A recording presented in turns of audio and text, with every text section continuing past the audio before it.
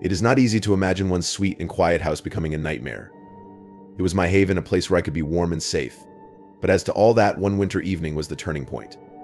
The first symptom was a feeling of someone watching him or her, and this could be barely noticeable. I ignored it, probably because I attributed it to my imagination. Worse still, the feeling was still there despite it being much stronger the following day. It began with trifles. I used to place a book on the table, and the following morning I could only find it on the floor. Lamps would go out sometimes, but the fact was the wiring was not at all bad. I used to blame it on old wiring and my clumsy hands to try and make myself believe there was nothing wrong. But inside of me, I felt that was not the end of the solution.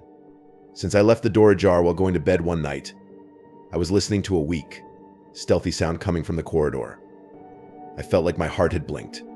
It was a dull, spare sound that was nevertheless unmistakable, the sound of footsteps. I did not speak and hardly dared to breathe more as I wanted to hear more of the story. The footsteps drew nearer, louder. They halted at my bedroom's entranceway until I came out. Even though I was a rather bold kid, I did not dare to stir. I was simply scared stiff.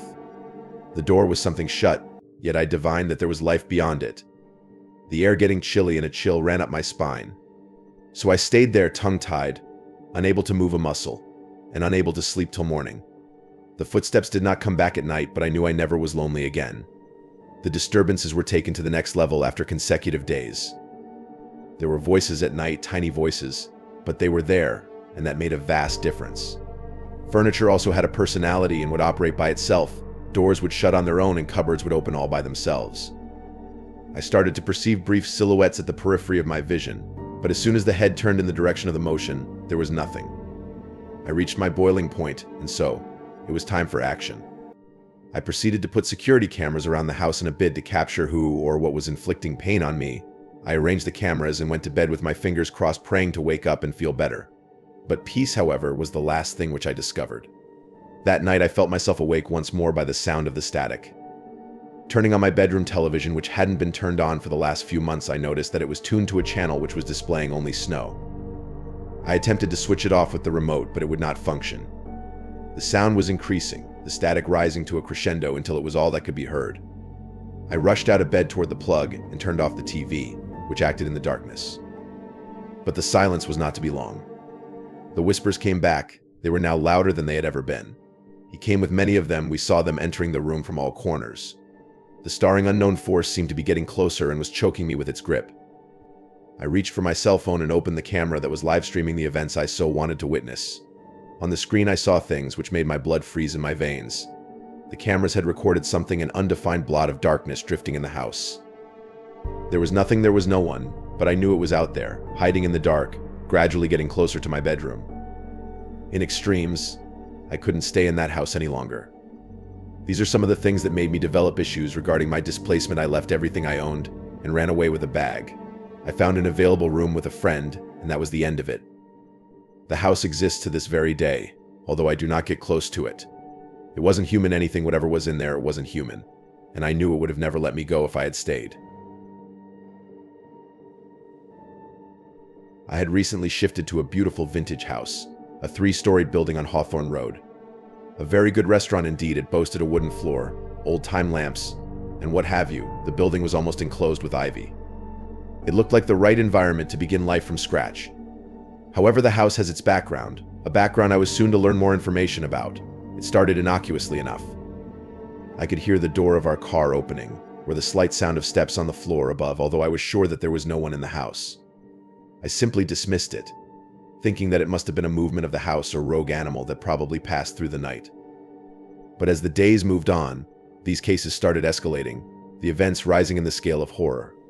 One night, while preparing for bed, I felt cold at the entrance's doorway, and thereby discovered a cold spot.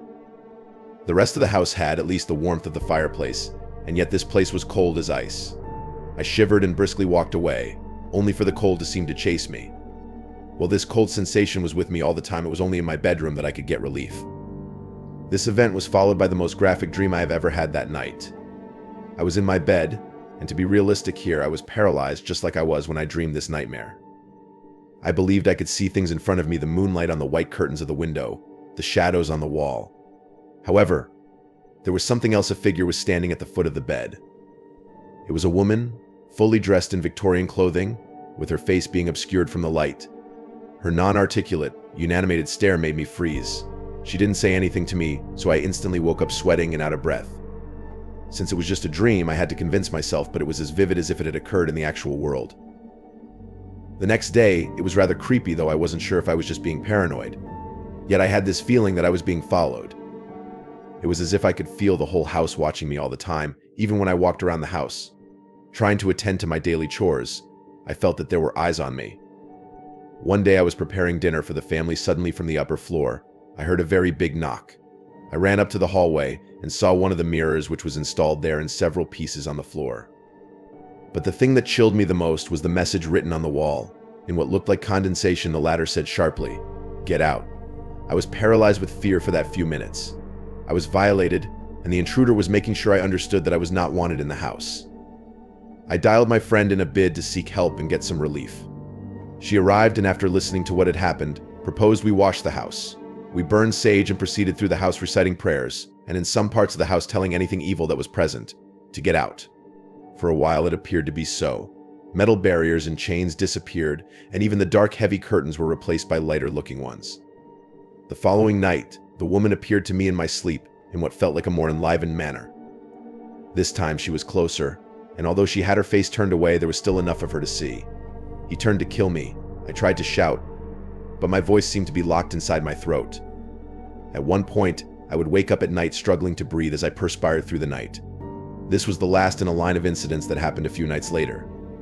It was in the morning when I was in bed and could hardly sleep when the sound of humming till the morning penetrated the room. It was feeble but audible and trembled its way through the smoky dark and made the hairs on the back of my neck stand on end. My body was suddenly alert as a result of this statement that I heard him make. The humming became louder and louder, as if it was approaching my ear, and it was very intense.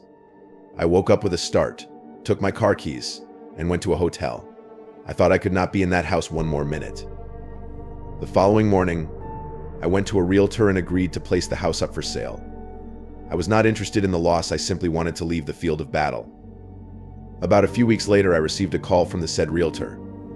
She had sold it to a man who was interested in the past of the house and all the events that had taken place there. She asked me whether I wanted to know more about it, but I shook my head. I didn't want to know, but she just wished to erase it. I have since then shifted to a different town, to a brand new house in a complex that hadn't been built before my moving in. But I know the memories are going to be inevitable whenever I go home for the holidays anyway. To this day, I can recall the woman from the dream and her face that remains concealed. And once in a while, especially at midnight, one can even hear this humming, but there is no melody to it. As it has been pointed out, I have always had an interest in old things, or things that are old-fashioned. Old things are fascinating to me. They carry memories and histories that are etched and enshrined in things with age written all over them. And that is why, when I saw a mirror of good size with a chipped glass in the flea market, I immediately bought it. It was big and fancy in a sort of 19th century way, possessed of a finely fretworked wooden border. I took it home and placed it in my bedroom, where I would always look at how it extended the light. Indeed, at times it all seemed very pretty, and quite the opposite of hell, and yet I had this nagging feeling that the man watched me. The glass was transparent, but there was a sense that it was concealing something, as if the mirror image was in some way distorted. The first night with the mirror was passed in quiet and with no peculiarities. However, the second night I got up early morning feeling uncomfortable. The room was thoroughly dim, but the mirror looked as if giving off a sickly greenish light and then reflecting the moonlight. I stood there trembling, my hands shaking, and I fixed my gaze on it. There was nothing strange, it was my room. The following morning I observed an anomaly. In the reflection, there was something on the nightstand that was not present when I was focused on reality. I wondered if it was something trivial, something I had never seen before, something that was the size of a trinket. This was when I eased myself around to look at the nightstand, but there was no item at all. I looked at her and shook my head, dismissing it as maybe I was only imagining it. The next night the mirror was rather different, and this time I was unable to turn a blind eye to it. I stood up and went near the glass and wiped my hand on it. My hand shook as I felt in touch with the glass. It was cold, unnecessarily cold for the current arrivals of the season. It was then that I noticed something as shape in the mirror, something that was behind me. I whirled on my stool, but there was no one in sight.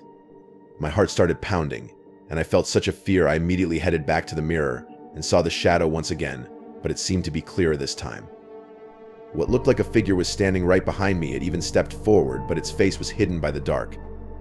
I was fully aware that it was there, looming over me as a threat, as a malevolent force that chilled me to the bones, as it were. He turned and averted his gaze directly to the camera, so I hurriedly stepped back, panting. What was standing in front of her in the mirror did not move, however. Its energy was ubiquitous. Still, I had to leave the room for some reason or the other. I took my keys and ran out, going straight to a friend's house for the night. The next morning, coming back to the reflection, nothing had changed. The mirror was still there, and the sentiment of horror was as well. I would know I cannot keep it. So I phoned an antique dealer in the town and ordered the car to be collected. When the dealer arrived, the man glanced at the mirror, and something shifted across his face. It was not pleasure. "You want to get rid of this?" he inquired. "All right," I said, trying not to answer. He nodded and carefully wrapped up the mirror, and then he placed it in his van. When he finally left by the car, I could not help feeling as if a burden had been taken off my back. However, the break was brief. I thought of the mirror and of the little girl that I wanted to be when I grew up. During the night, I did dream. The figure was there, more outlined than before, and for the first time the figure had a face, but one could not see it. It stretched forth its hand to me, and the hand was cold. I sprang from my bed, my heart was thudding. It seemed like such a real dream, you know? I strived to put the mirror out of my head, but it was still in my mind, disturbing me, and that figure was pursuing me in my dream, and was getting closer and closer. I began to sense it throughout the day, a dreariness that slept in the crannies of my house. I knew I had to shift for something. I decided to write the antique dealer to know if he still possessed the mirror or not. He said that he had sold it to a collector, and the man was interested in unit history. I requested the collector's details, which he declined to provide as it is in breach of the client's data privacy. I had no other option other than to gracefully accept to be haunted by such memories. The figure is now alive in my mind, and it appears to me in my dreams each night and is more vivid each time. I don't know what it wants, but I dread the day it will show its face. These three stories always put into mind that the things closest to us, our houses, our mirrors, our dreams, can turn out to be the stuff of nightmares. But in some instances, those fears are very much more real than all of us would wish to admit.